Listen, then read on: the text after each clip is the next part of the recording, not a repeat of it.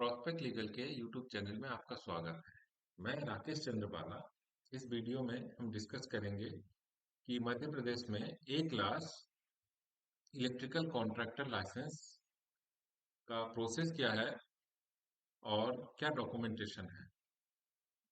तो सबसे पहले हम इस बारे में बात कर लेते हैं कि एमपी में ए क्लास इलेक्ट्रिकल लाइसेंस या इलेक्ट्रिकल लाइसेंस कौन कौन से अथॉरिटी प्रोवाइड करती है। सबसे पहला जो लाइसेंस है ए क्लास जिसका मैंने कहा वो एमपी लाइसेंसिंग बोर्ड इलेक्ट्रिकल इनका काम है ए क्लास इलेक्ट्रिकल लाइसेंस देने का। दूसरा इलेक्ट्रिकल लाइसेंस मिलता है आपको MP PWD MP public works department से। वहां से आपको सिविल और इलेक्ट्रिकल दोनों का लाइसेंस मिलता है। लेकिन वो लाइसेंस आपको तभी मिलेगा जब आपके पास ये वाला इलेक्ट्रिकल बोर्ड वाला आपके पास इलेक्ट्रिकल लाइसेंस हो। तीसरा लाइसेंस जो है वो है आपका एमपीईबी, जैसे एमपी पावर जनरेटिंग कंपनी, मध्य क्षेत्र विद्युत या उत्तर क्षेत्र, ये लोग भी इलेक्ट्रिकल लाइसेंस इशू करते हैं, लेकिन वो केवल खुद के कंपनी के काम के लिए। तो इस वीडियो में हम डिस्कस कर रहे हैं ए क्लास इलेक्ट्रिकल लाइसेंस के लिए। अब ए क्लास इलेक्ट्रिकल लाइसेंस आपको अगर लेना है तो ये दो तरीके से आपको मिलता है, एक तो माइनिंग और एक नॉन माइनिंग। तो हम डिस्कस कर रहे हैं नॉन माइनिंग के लिए, जो आपको जितने भी स्टेट में काम है इलेक्ट्रिकल का वहां पे आपको यूज आ सकता है। ए क्लास इलेक्ट्रिकल लाइसेंस आपको लेने के लिए इलेक्ट्रिकल डिपार्टमेंट में आवेदन करना होता है। ये प्रोसेस ऑनलाइन है। फिर वहां से वो डॉक्यूमेंट देखते हैं, फिर अप्रूव करते हैं। अप्रूव करने के बाद आप लाइसेंस को डाउनलोड कर सकते हैं। ए क्लास इलेक्ट्रिकल लाइसेंस अगर आपको लेना है तो सबसे जो पहला तीन चीजें आपको जरूरत है, उसमें से पहला है कि एमपी में, मध्य प्रदेश में आपका एक ऑफिस होना चाहिए। दूसरा, ऑफिस होना चाहिए मतलब उसका आप डॉक्यूमेंटेशन आपके पास होना चाहिए, जैसे रेंट एग्रीमेंट। अगर आप एमपी में ही आपका ऑफिस है तो आपके पास रेंट एग्रीमेंट या ओनरशिप डीड होगा ही होगा। दूसरा, आपके पास एक क्लास कैटेगरी का सुपरवाइजरी लाइसेंस होल्डर चाहिए। या तो आप खुद ही, आपके पास सुपरवाइजरी लाइसेंस हो, आप अगर एमपी के हैं और आपने इलेक्ट्रिकल डिपार्टमेंट में एग्जाम दे पास किया है तो आपके पास होगा। नहीं है तो आपको किसी ऐसे बंदे को जॉब पे हायर करना होगा जिसके पास ए क्लास का सुपरवाइजरी लाइसेंस हो एमपी में, एमपी गवर्नमेंट का। इसके लिए हम सबसे पहले एक वेबसाइट खोल लेते हैं, प्रोस्पेक्ट लीगल। प्रोस्पेक्ट लीगल आप वेबसाइट खोलेंगे तो उसके बाद एमपी क्रिटिकल इलेक्ट्रिकल लाइसेंस आपके पास यहाँ पे दिख जाएगा, ए क्लास इलेक्ट्रिकल लाइसेंस का। इसमें आप क्लिक करेंगे तो पेज ओपन हो जाएगा। देखिए, ए क्लास एमपी में इलेक्ट्रिकल लाइसेंस इशू करने की अथॉरिटी यह है, government of Madhya Pradesh, MP electrical licensing board electrical, है ना। इलेक्ट्रिकल कंट्रोलर लाइसेंस, विद्युत ठेकेदारी लाइसेंस, ये इसका एक्चुअल नाम है। और यही आपको लाइसेंस का ऊपरी हिस्सा यही होता है। इसके नीचे फिर पूरे डिटेल्स और सेक्शंस लिखे होते हैं। और उसके बाद जो सुपरवाइजर और जो ओनर है उन दोनों के फोटोज लगे होते हैं और सिग्नेचर किया हुआ होता है कंट्रोलर का। तो मेन यहाँ पे जो मैंने कहा तीन चीजें आपके पास होना चाहिए। मेन पहला हो गया कि एमपी में आपको एक ऑफिस होना चाहिए, ब्रांच ऑफिस हो चाहे हेड ऑफिस हो, उसके डॉक्यूमेंटेशन।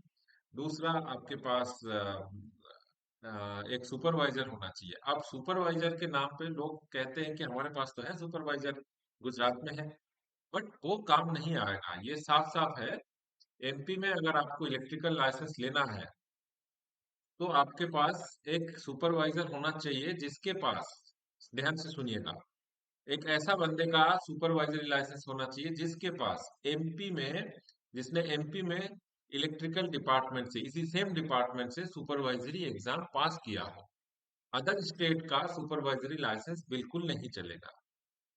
आपको ऐसा बंदा ढूंढना होगा जिसके पास एमपी में इलेक्ट्रिकल बोर्ड का एक कैटेगरी का सुपरवाइजरी लाइसेंस हो। उस लाइसेंस को जमा करके ही आपको आपका इलेक्ट्रिकल लाइसेंस मिल सकता है।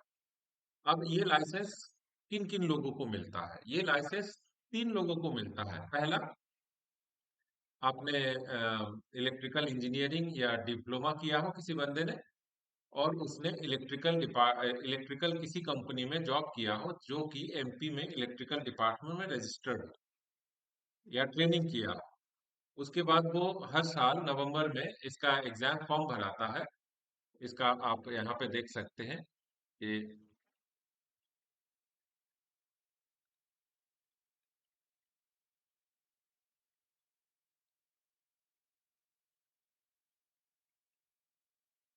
ये इसका वेबसाइट है मध्य प्रदेश। यहाँ apply for supervisory exam form, apply for wireman, wireman simple, apply for wireman without exam, apply for supervisor without exam, है ना। ये इस टाइप से आप अलग अलग चीजों के लिए अप्लाई कर सकते हैं। तो इसमें सुपरवाइजर मैंने कहा तीन तरीके से मिल सकता है। एक, आपने सुपरवाइजरी एग्जाम पास किया हो जो कि हर साल आता है। इस साल का जैसे अभी यहाँ पे नोटिफिकेशन आ रहा है, supervisory exam for January 2000 will be 25 January and 27 जनवरी, है ना। तो इस साल का एग्जाम पास मतलब 25 का 2025 का एग्जाम खत्म फिनिश हो चुका है, उसका रिपोर्ट आएगा। तो वो जो जो पास होंगे उनको सुपरवाइजरी लाइसेंस मिलेगा।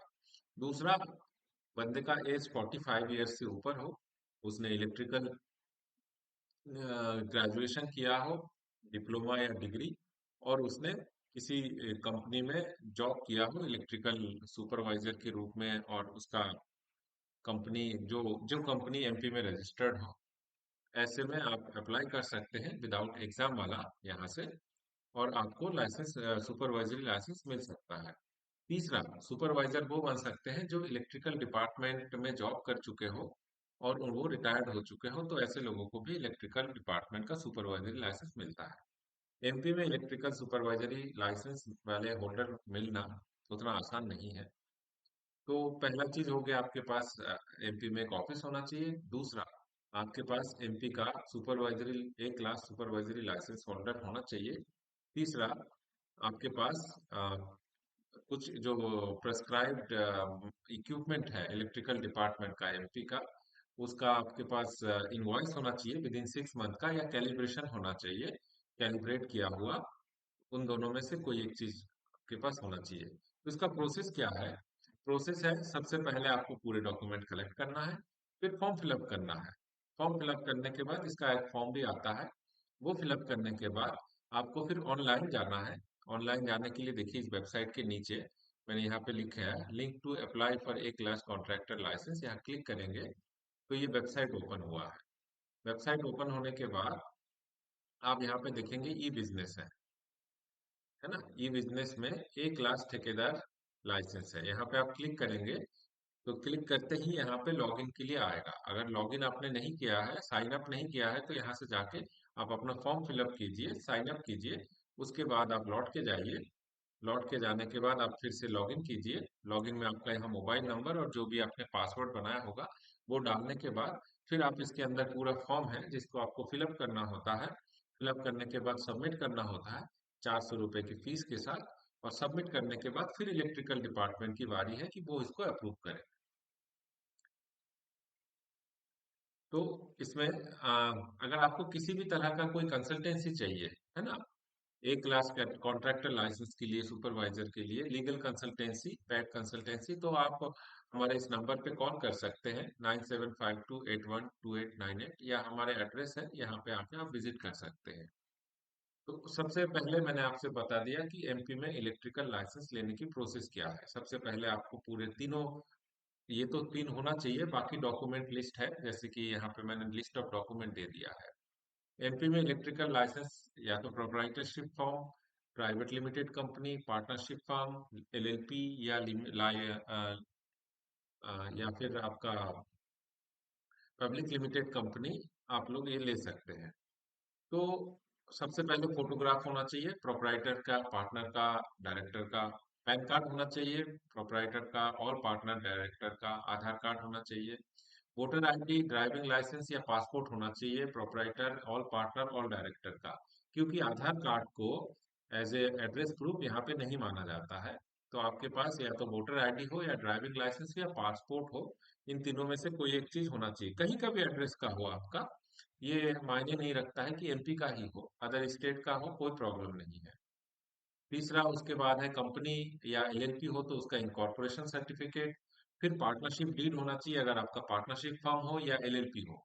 एमओए और एओए होना चाहिए अगर आपके पास कंपनी है। एमपी बेस्ड ऑफिस का एड्रेस का ओनरशिप डीड या रेंट एग्रीमेंट होना चाहिए, ये तो पहले से ही डिस्कस्ड है।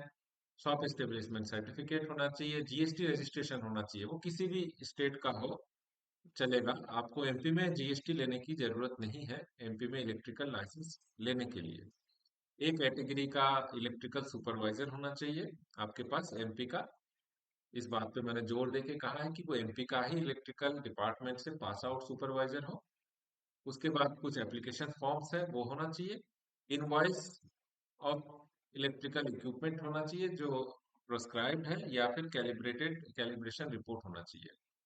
आखिरी जो है experience certificate, work completion report, ये तब जरूरत है जब आप रिन्यूअल करने के लिए जाते हैं। जैसे आपने आज ले लिया इलेक्ट्रिकल लाइसेंस और इसका आप 1.5 साल या 2 साल बाद, इसका कोई फिक्स वो नहीं है कि आपको कितने टाइम के लिए मिलेगा। जैसे एमपीपीडब्ल्यूडी के लिए फिक्स है, आज अप्लाई कीजिए, जिस दिन अप्रूव होगा उस दिन से 10 साल के लिए ये वैलिड होगा। बट एमपी में इलेक्ट्रिकल में इसमें ऐसा नहीं है। आपको हो सकता है 2 साल बाद इसका रिन्यूअल आए, तब आपको रिन्यू करते समय आपको ये बताना होता है कि आपने अब तक एमपी में कितने काम किए हैं। उसका बाइफरकेशन देना होता है, साथ ही साथ उसकी कंप्लीशन सर्टिफिकेट, वर्क ऑर्डर वगैरह देना होता है। तो एमपी में इलेक्ट्रिकल लाइसेंस लेने में हम आपकी मदद कर सकते हैं। आप हमारे दिए कॉन्टैक्ट नंबर पे कॉल कर सकते हैं या हमें विजिट कर सकते हैं। अगर आपको hassle free MP electrical licence की आवश्यकता है तो आप हमें बेशक कॉल कर सकते हैं। और कोई भी जानकारी आपको चाहिए तो इसमें पूरा का पूरा जानकारी मैंने लिखने की कोशिश किया है। और यहाँ से आप अप्लाई कर सकते हैं, ये भी बताया गया है। और हम क्या कर सकते हैं आपके लिए वो यहाँ बताया गया है, लिस्ट ऑफ डॉक्यूमेंट यहाँ दिया गया है। आप यहाँ से आप इसको लॉगिन करके अप्लाई कर सकते हैं खुद से, या हमें हायर कर सकते हैं। अगर वीडियो अच्छा लगे तो लाइक कीजिएगा, और कंसल्टेंसी चाहिए हो तो कॉल कीजिएगा। धन्यवाद।